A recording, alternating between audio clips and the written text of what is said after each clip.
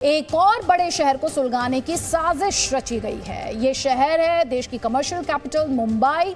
मुंबई में कानपुर वाली साजिश का खुलासा हुआ है। यहां एक तरफ अलकायदा ने आतंकी हमले की धमकी दी है, तो दूसरी तरफ सांप्रदायिक हिंसा फैलाने की स्क्रिप्ट लिखी जा चुकी है। अगर आप मुंबई में रहते हैं तो ये रिपोर्ट आपके लिए देखना जरूरी, और साथ ही आपके लिए चेतावनी भी कि भड़काऊ गैंग से सावधान रहिए।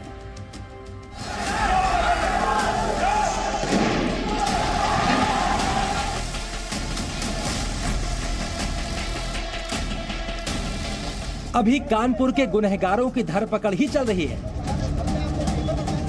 दंगाइयों की तलाश जारी है। पुलिस 3 जून को हुई हिंसा की कड़ियां जोड़ रही है। सबूत जुटाए जा रहे हैं। पुलिस का मानना है कि 3 जून की दोपहर कानपुर में जो घटना घटी वो इत्तेफाकन नहीं थी। इसे पूरी साजिश के तहत अंजाम दिया गया था। लेकिन दंगाइयों के इरादे कुछ और हैं। मजहब के नाम पर आग लगाने वाले ये दंगाई शहर शहर हिंसा की आग भड़काने की साजिश रच रहे हैं, और इस बार उनके निशाने पर है देश की आर्थिक राजधानी मुंबई।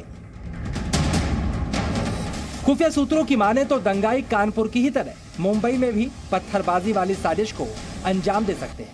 हिंसा भड़काने के लिए साजिशकर्ता फर्जी मैसेजेस और सोशल मीडिया पर भड़काऊ पोस्ट का भी इस्तेमाल कर सकते हैं। यही नहीं, हालात बिगड़ने पर प्रदर्शनकारियों तक पत्थर और कांच की बोतलें सप्लाई करने की भी प्लानिंग की गई है। इस दंगाई साजिश का पता लगते ही महाराष्ट्र की सरकार भी अलर्ट हो गई है।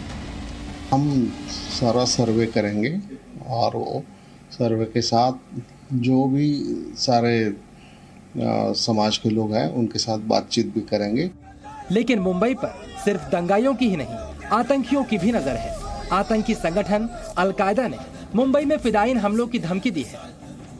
अलकायदा की गीदड़ भभकी। अलकायदा की एक ब्रांच AQIS यानी अलकायदा इंडियन सब कॉन्टिनेंट ने भारत को धमकी दी है। आतंकी संगठन ने चिट्ठी जारी कर कहा है कि वो पैगंबर मोहम्मद के अपमान का बदला लेने के लिए दिल्ली, मुंबई, यूपी और गुजरात में फिदायीन हमले करेगा। इस लेटर में लिखा गया है, हम सबसे अपने नबियों की शान के लिए लड़ने और मरने की अपील करते हैं। हम उन लोगों को मार देंगे जो हमारे पैगंबर का अपमान करते हैं, और हम अपने और अपने बच्चों के जिस्म में विस्फोटक बांधेंगे और उन लोगों को उड़ा देंगे जो हमारे पैगंबर की शान में गुस्ताखी की जुर्रत करते हैं। चिट्ठी में यह भी लिखा गया है कि दिल्ली, मुंबई, यूपी और गुजरात में रहने वाले भगवा आतंकियों को अब अपने अंत का इंतजार करना चाहिए। ऐसे लोग ना तो अपने घर में सुरक्षित रह पाएंगे और ना ही उनकी सेना उनकी रक्षा कर पाएगी। जानकारों के मुताबिक पाकिस्तान भारत के मौजूदा हालात का फायदा उठाना चाहता है, और अलकायदा की धमकी के पीछे भी उसी का हाथ है। पाकिस्तान हर मौके का फायदा उठाना चाहता है, और ये तो बहुत बड़ा मौका उसको मिल गया है हिंदुस्तान को नुकसान पहुंचाने के लिए। अलकायदा के ऊपर पाकिस्तान की ज़बरदस्त इन्फ्लुएंस है, और अलकायदा के हमले की धमकी के पीछे केवल और केवल पाकिस्तान का हाथ है। दरअसल अलकायदा पाकिस्तान की मदद से भारत में जड़ें जमाने की कोशिश कर रहा है। पिछले 7 साल में भारत से AQIS से जुड़े 1 दर्जन से भी ज्यादा संदिग्ध पकड़े जा चुके हैं, और इसीलिए सुरक्षा एजेंसियां भी चौकन्नी हो चुकी हैं। मुंबई और महाराष्ट्र की पुलिस बिल्कुल अलर्ट है। इसकी सब जांच कर रहे हैं कि अलकायदा की जो ये धमकी है ये कितनी सीरियस है। और मैं ये बताना चाहता हूँ कि हम कौन सी भी परिस्थिति का सामना करने के लिए महाराष्ट्र की पुलिस तैयार है। अलकायदा ने हिंदुस्तान को गीदड़ भभकी दी तो सियासी मतभेद रखने वाली पार्टियां भी एकजुट होने लगी। देखिए, ये अलकायदा जो है वो मुसलमानों की हिफाजत नहीं, मुसीबत है। और जो अलकायदा मुसलमानों की हिफाजत के बजाय मुसीबत हो, उसके बारे में आपको समझना होगा कि ये इस्लाम को सुरक्षा कवच बना करके इंसानियत को लहूलुहान करना चाहते हैं।